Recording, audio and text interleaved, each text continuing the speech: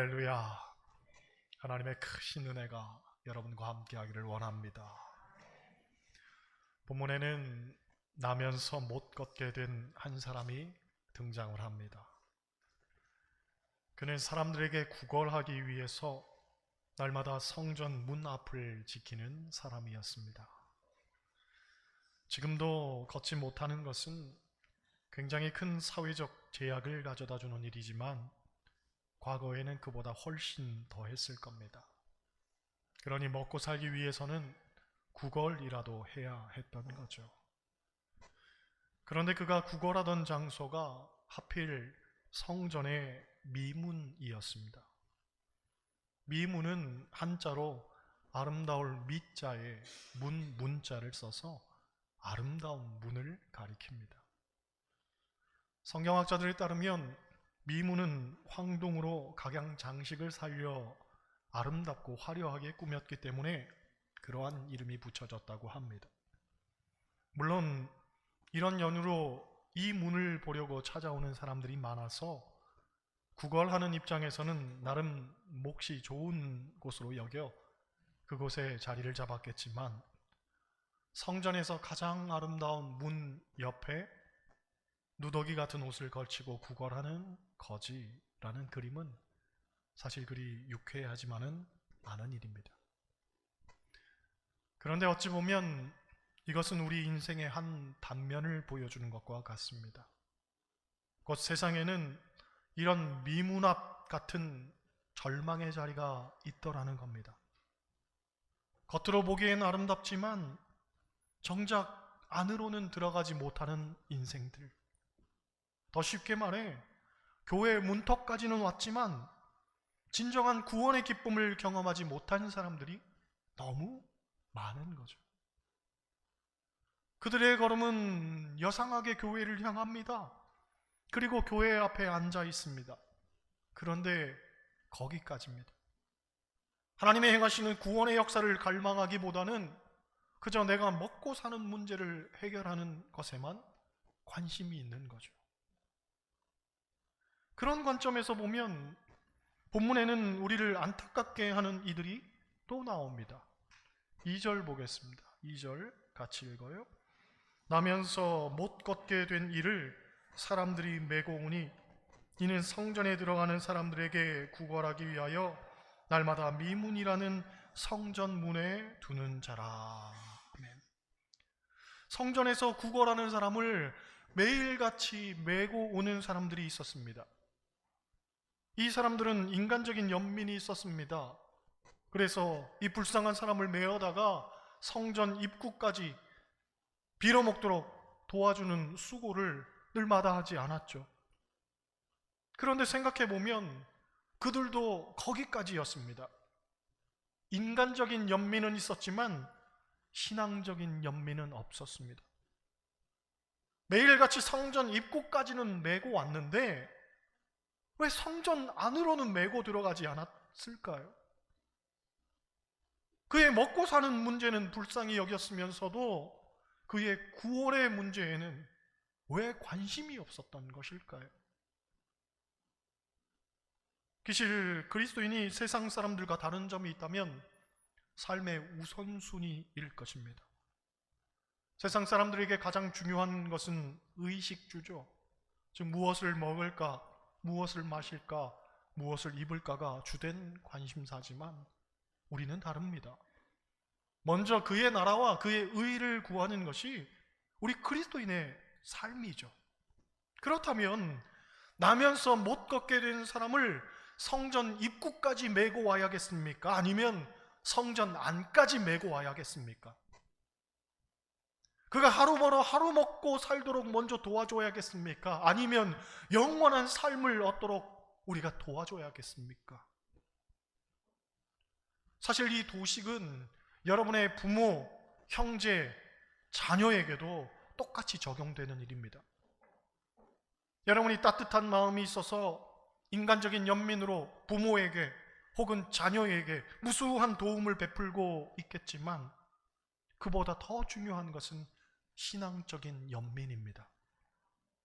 언제까지 그들이 구원받지 못한 이로 살도록 내버려 두시겠습니까? 그러므로 우리에게 필요한 것이 있다면 먼저 일상성의 삶에서 벗어나야 합니다. 즉 늘 그래왔던 것에서부터 이제는 달라져야 한다는 말이죠. 나면서부터 못 걷게 된 사람, 그는 성전 입구에 앉아 성전을 드나드는 사람들에게 돈이나 받는 것에만 관심을 두고 살았습니다. 그러다 보니 성전 안에서 일어나는 일에 대해서는 아무런 관심이 없었죠. 사실 성전 안에는 신령한 세계가 있고 말씀이 있고 생명이 변화되는 성령의 기적이 일어나고 있는데 그는 오직 돈 몇 푼에만 관심을 쏟고 있었습니다. 항상 구걸이나 하며 살다 보니 그 이상의 것에는 관심이 없었고 다람쥐 쳇바퀴 돌듯 반복되는 삶에서 벗어나지 못했던 거죠. 철학자 칼 야스퍼스는 이런 삶의 모습을 가리켜 일상성의 삶으로 규정을 합니다. 즉 늘 반복되는 삶 속에서 습관처럼 굳어져서 다른 삶은 전혀 꿈꾸지도 못하는 그런 인생을 말하는 거죠. 여러분, 이런 일상성의 삶, 습관화된 삶에서 벗어나야 됩니다. 이것은 그를 메고 성전에 데려다 놓던 사람들도 마찬가지죠. 그들에게는 따뜻한 마음이 있었습니다. 따뜻한 용기도 있었습니다. 그래서 아무나 할 수 없는 귀한 헌신을 베풀었지만 엄밀히 보면 문 하나 차이였습니다. 문 하나만 넘으면 되는데 그걸 못 넘은 거죠. 그 일상을 뛰어넘질 못했던 겁니다. 베드로와 요한도 마찬가지였죠. 성전을 드나들면서 성전 입구에서 구걸하는 자를 수도 없이 보아왔을 겁니다. 기도 시간이 되면 어김없이 그곳을 드나들었지만 동전 몇 푼 던져주는 일이 최선이라고 늘 생각하고 지나쳤을 겁니다.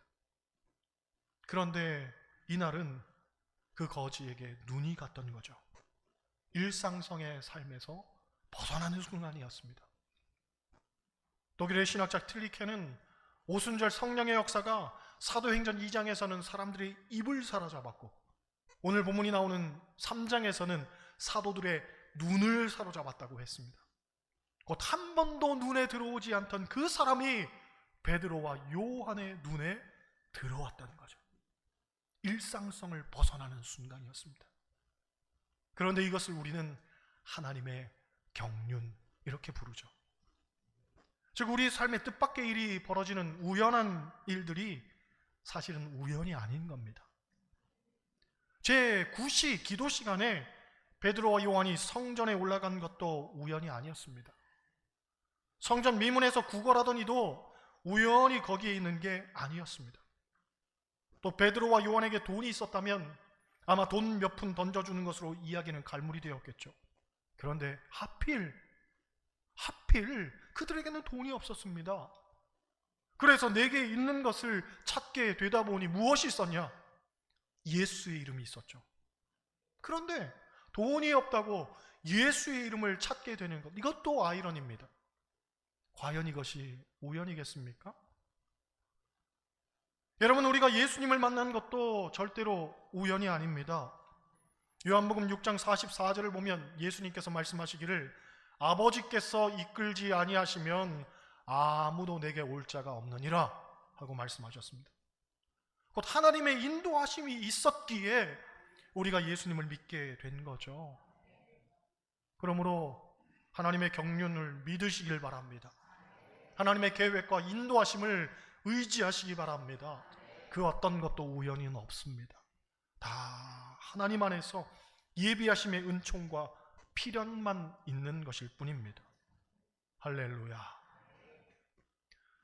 오늘 본문은 특별히 기적에 대한 이야기를 하고 있습니다.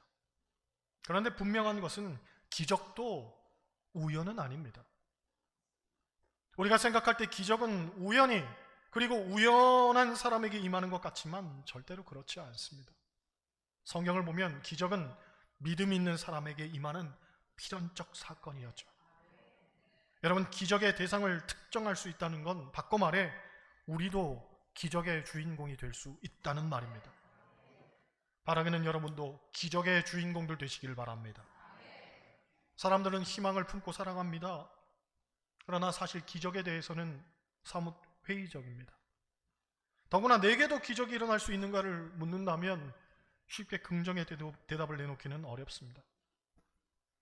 그러면 도대체 왜 오늘날 사람들이 기적을 믿지 못하는가에 대해 많은 의견들이 있지만 중요한 건 교회에도 기적이 사라지고 있다는 거죠. 과거 교회는 기적의 산실과도 같았습니다. 그래서 병든 자, 귀신 들린 자, 삶의 문제와 고통이 있는 자는 누구를 막론하고 교회를 찾았습니다. 그런데 오늘날 사람들은 더 이상 교회를 찾지 않습니다. 과학이 발달하고 이성적이고 합리적 사고의 고양 때문이라는 이유만으로 생각하기는 뭔가 석연치 않죠. 본질은 사실 교회 안에 문제가 있는 겁니다. 교회학자들은 이 문제를 두 가지 면으로 접근합니다. 첫째로 목회자의 영적인 질적 저하입니다. 전에도 말씀드렸지만 오늘날 교회들이 담임 목사 청빙할 때 필수적으로 보는 것이 학위는 있는가, 설교는 잘하는가, 얼마나 큰 교회에서 행정 업무를 잘 배웠는가 하는 겁니다. 그러니 수사학적인 것과 현학적 설교 방식이 골몰하는 목사들은 많아도 기도하고 영적인 능력을 갖추기 위해 노력하는 목회자들은 점점 사라지고 있습니다. 여러분, 목사가 기도하지 않는데 교회가 기도할 리 없고 목사가 영적 능력이 없는데 그 교회에 기적이 나타날 리가 없는 거죠. 둘째로 프로그램의 다양성이 발목을 잡는다고 말합니다. 오늘날 교회의 부흥을 위한 각종 세미나가 성행하고 있고 교인들을 충족시키기 위한 다양한 프로그램들이 많이 개발이 되었습니다. 그런데 이런 것들이 교회 안에 주류로 자리 잡으면서 오히려 말씀과 기도에 전무하지 못하게 만드는 환경을 만들어 버렸다는 거죠. 일례로 새신자 교육, 바나바 훈련, 알파 세미나 등등 프로그램을 도입하는 교회는 점점 많아지고 있지만 반대로 금요 기도회 드리는 교회는 점점 적어지고 있습니다. 강릉 북지방의 교회들을 조사했더니 금요 기도회 드리는 교회가 절반도 안 됐습니다. 게다가 그나마 명맥만 유지하면서 형식적으로 드리는 교회가 그 중에도 반이 넘었습니다. 이렇듯 공적 기도 모임이 없는데 교인들이 언제 기도하겠습니까? 뜨겁게 기도하지 않는데 기적이 나타날 수 있겠습니까? 기적은 반드시 기도와 함께 하죠. 기적을 경험하고 싶다면 기도해야 됩니다. 오늘 본문도 제9시 기도 시간에 하고 기적이 일어난 시간을 소개하고 있습니다. 여러분, 기도의 자리로 나아오시기 바랍니다. 금요 기도의 자리로 나아오시길 바랍니다. 기독교는 기적을 믿는 종교입니다. 그리고 그 기적이 내게도 일어난다는 것을 믿어야 됩니다. 노예가 총리가 되고 어부가 교황이 되고 안진뱅이가 외양간에서 나온 송아지같이 기뻐 뛰게 되는 그런 기적을 우리도 믿고 경험해야 되는 거죠. 그러하기에 오늘 말씀을 통해서 기적은 언제 어떻게 일어나는가를 우리가 살펴보아야 합니다. 첫째로 기적은 성령을 통해 일어납니다. 여러분, 제자들이 성령 받기 전과 성령 받은 후의 삶이 너무나 극명하게 달랐던 걸 우리는 알고 있습니다.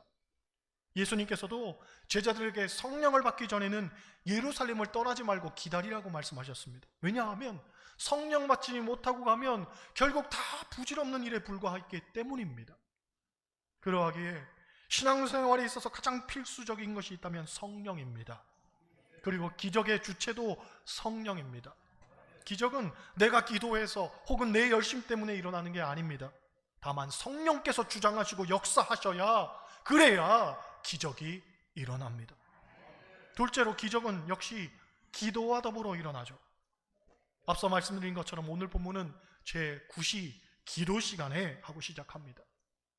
9시는 우리 시간으로 계산하면 오후 3시에 해당합니다. 오후 3시는 이 시간이 결코 특별한 시간이 아니라는 것을 상징하죠.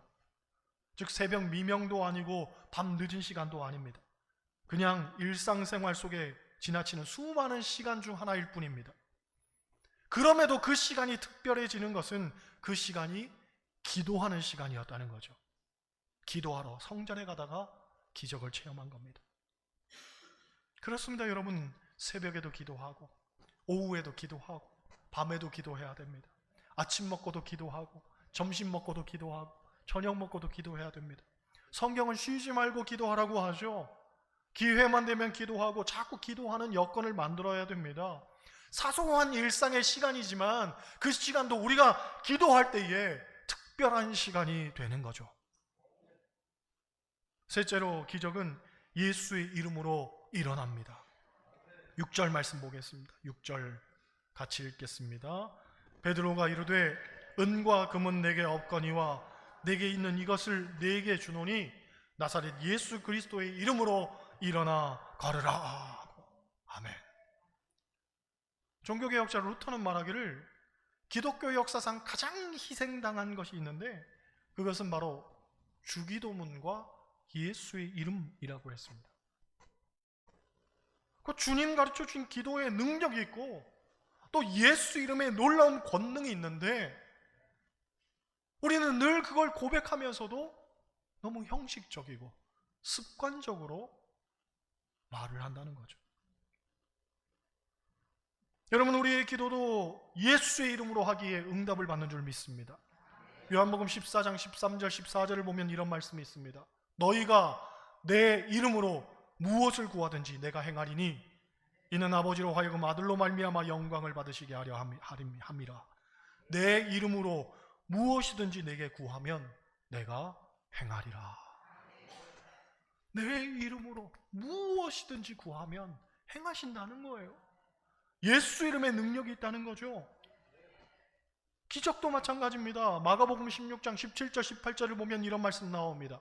믿는 자들에게는 이런 표적이 따르리니 곧 그들이 내 이름으로 귀신을 쫓아내며 새 방언을 말하며 뱀을 집어올리며 무슨 독을 마실지라도 해를 받지 아니하며 병든 사람에게 손을 얹은 즉 나으리라. 내 이름으로 병든 사람에게 손을 얹은 즉 나으리라. 예수 이름에 능력이 있다는 거죠. 구원도 마찬가지입니다. 오직 예수 이름으로만 받는 거죠. 사도행전 4장 12절 말씀, 다른 이로서는 구원을 얻을 수 없나니 천하 인간의 구원을 받을 만한 다른 이름을 우리에게 주신 일이 없느니라. 여러분, 다른 이름은 없습니다. 오직 예수, 그 이름에 능력이 있는 줄 믿습니다. 예전에 지방성에 강사로 오셨던 목사님의 고백이 저는 두고두고 잊혀지지 않습니다. 이분이 시골교회 전도사로 사역할 때의 일이었다고 합니다. 한 번은 밤늦게 교인한테 전화가 왔는데 옆 동네에 사는 아무개 청년한테 귀신이 들렸으니 전도사님이 빨리 가서 귀신을 쫓아줬으면 좋겠다는 겁니다. 그런데 그 청년을 전도사님도 아는데 그 청년은 키가 180이 넘고 덩치도 엄청나게 크고 더군다나 해병대를 나왔다고 합니다. 해병을 가리켜 귀신 잡는 해병이라고 하는데 귀신 잡는 해병에게 귀신이 들어갔으니 그 귀신은 얼마나 세겠습니까? 평상시에도 귀신 들린 사람은 힘이 세고 거칠 것이 없다는 말을 들은 터라 전도사님이 가기 싫어서 핑계를 댔다고 합니다. 집사님, 지금은 밤도 늦고 그 청년은 옆 동네 살고 사실 저도 지금 몸이 굉장히 좋지 않아요. 그러니까 하고서 말끝을 흐리는데 누가 밖에서 문을 쿵쿵 두드리더랍니다. 아이, 잘됐다 싶어서 집사님, 지금 손님이 왔네요. 끊어요. 그리고서는 얼른 끊었는데 방문을 열고 나갔더니 전화한 그 집사님이 밖에 서 있더라는 거죠. 전화하면서 온 겁니다, 교회를. 그런데 문제는 옆 동네 사는 청년이 귀신 들렸다고 하니까 이 집사님이 동네 사람들을 잔뜩 데리고 왔더라는 거예요. 같이 구경 가자고 했겠죠. 강사로 온 그 목사님을 제가 봤더니 키도 조그맣고 몸도 호리호리했습니다. 그러니 그 일을 마주한 목사님 입장에서야 오죽했겠어요. 얼마나 가기 싫었겠어요. 연세 많으신 경험이 있는 목사님도 아니고 이제 목회 갓 시작한 전도사가 귀신 들린 청년을 이걸 도대체 어떻게 해야 되겠어요? 하지만 어쩔 수 없이 사람들을 봉고차에 태우고는 가는데 5만 가지 생각이 다 들더랍니다. 야, 내가 이 상황을 어떻게 해야 되냐? 괜히 교인들 데려갔다가 망신당하는 건 아닐까? 잘못하다가 그 청년한테 얻어 터지는 건 아닐까? 예? 오늘 내 인생이 끝나는 건 아닐까? 별 생각이 다 들더라는 거죠. 신학교에서 신학은 배웠어도 귀신 쫓아내는 건 배운 적 없는데 이걸 어떻게 되겠어요? 이럴 줄 알았으면 내가 태권도라도 좀 배워둘 걸. 별별 생각을 다 하다가 결국 청년의 집 앞에 도착을 했습니다. 그런데 귀신 들린 청년이 차를 보더니 득달같이 달려들어서 차를 막 걷어차는 거죠. 원래 소리가 차 안에서는 더 크게 들리잖아요. 밖에서 쿵쿵 차도 안에서는 아주 천둥치는 소리처럼 쾅쾅 그냥 소리가 나는데, 나가자니 무섭고 안 나가자니 사람들이 다 쳐다보고 있고, 누가 좀 먼저 내렸으면 좋겠는데 다들 벌벌 떨면서 아무도 안 내리더라는 거예요. 그러면서 그냥 전도사님만 쳐다보고 있는 거죠. 전도사님, 예? 어떻게 좀 해봐요. 옆에서 집사님이 말을 거는데 도무지 나갈 용기가 안 났습니다. 집사님 가만히 있어봐요. 나도 기도 좀 하고요. 예? 눈을 감고 기도하는 척을 하는데 기도는 안 나오고 정말 죽을 것 같았습니다. 하지만 어쩔 수 없죠. 다른 방도가 없었습니다. 죽기 아니면 까무러치기다 생각하고는 뛰쳐나갔습니다. 가슴이 그냥 콩닥 콩닥 요동을 치는데 사람들이 다 쳐다보고 있으니까 벌벌 떨면서도 아닌 척하면서 그 청년에게 다가갔습니다. 그리고 한 걸음을 탁 내디뎠는데 웬걸 이 청년이 뒤로 한 걸음을 걷더랍니다. 그래서 한 걸음을 더 디뎠는데 또다시 뒷걸음을 치더랍니다. 그 순간 됐다.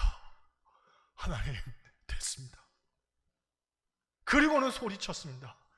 예수 이름으로 명하노니. 거기까지 했는데 벌써 청년이 뒤로 자빠져서 거품을 하얗게 물고 있더라는 거죠. 사람들이 같이 청년을 데려다가 집 안방에 눕혀놓고서는 찬송을 부르기 시작했습니다. 특별히 보혈 찬송을 불렀습니다. 예수의 보혈로 그대는 씻기어 있는가. 주의 보혈 능력이 있도다. 주의 피 믿으오. 한참을 그렇게 찬양을 하는데 문득 청년이 정신을 차리는 듯 싶더니 이내 귀신이 말을 했습니다. 나는 건넌마을 아무개 교회 전도사지? 왜 왔어? 예? 난 여기서 살려고 했는데 왜 왔어? 억울해. 너 때문에 억울해. 소리를 지르는 거죠. 나가! 여기는 네가 있을 곳이 아니야. 예수 이름으로 명하노니 귀신아 나갈지어다. 그랬더니 억울해. 한참을 소리치더라는 거죠. 그러면서 드디어 이제 귀신이 떠나게 됐습니다. 그런데 귀신이 하는 얘기가 내가 갈 땐 가더라도 할 말이 있어? 하더라는 거죠. 그래서 할 말이 뭔데? 그랬더니 이 중에 가짜도 있어? 그러면서 가더라는 거죠. 분명히 방 안에서 찬송 부르고 기도한 사람은 다 교인인데, 권사님도 있고 집사님도 있고 여성교회장도 있고 다 교인인데 이 중에 가짜가 있다는 거예요. 재미있는 건 며칠 뒤에 여성교회 회장이 찾아왔습니다. 그 양반이 하는 얘기가, 전도사님, 제가 여성교회 회장까지 맡았으면서도 집안에 있는 부적을 아직도 못 떼고 있어요. 옛날 예수 믿기 전에 붙여놓은 건데 죄송해요. 제가 떼는 건 무섭고 전도사님이 와서 좀 떼주세요. 그래서 전도사님이 가서 떼줬다는 겁니다. 가짜들 손 들어보세요. 여러분, 예수 믿는다고 하면서도 가짜처럼 살지 마시기 바랍니다. 예수 이름의 능력을 믿지 못하고 또 예수 이름의 권세를 나타내지 못하고 산다면 그게 가짜지 뭐가 가짜겠습니까? 다시금 말씀드리지만 예수 이름의 능력이 있고 그 이름에 권세가 있습니다. 그것을 믿고 산다면 우리 삶에도 기적이 일어나는 거죠. 여러분, 하나님을 믿는 우리에게는 반드시 기적이 일어납니다. 이것은 우연이 아니고 필연입니다. 믿음으로 사는 자, 기도하며 사는 자, 예수 이름의 그 능력을 믿고 사는 자, 반드시 기적의 주인공이 될 줄 믿습니다. 바라기는 여러분 모두 하나님 안에서 기적을 경험하고 기적의 주인공으로 사시기를 주님의 이름으로 간절히 축원합니다. 기도하겠습니다. 살아계신 하나님, 내 삶에 기적이 필요합니다. 우리 교인들의 가정에 기적이 필요합니다. 사랑하는 우리 교회 식구들에게 기적이 필요합니다. 기도합니다. 그리고 예수 이름으로 나아갑니다. 주님, 도와주시옵소서. 주의 긍휼과 은총이 기적으로 그들의 삶 가운데 역사하여서 주여, 우리 이마정 권사님 병석을 박차고 일어서게 하시고 우리 박명균 집사님 주여 다시 회복되는 귀한 은혜가 있게 하옵소서. 예수님 이름으로 간절히 기도드렸습니다. 아멘.